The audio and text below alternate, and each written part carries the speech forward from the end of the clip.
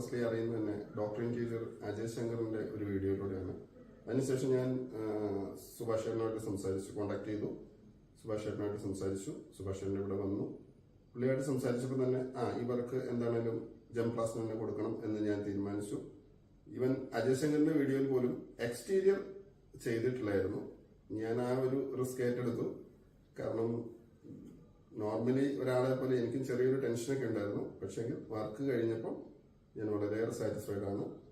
പിന്നെ ഇവരുടെ സർവീസിനെ കുറിച്ചാണെങ്കിലും പറഞ്ഞ സമയത്ത് തന്നെ കാര്യങ്ങളൊക്കെ തീർത്തിട്ടുണ്ട്. പിന്നെ കാലാവസ്ഥയുടേതായ ചെറിയൊരു പ്രശ്നങ്ങളുണ്ടായിരുന്നു.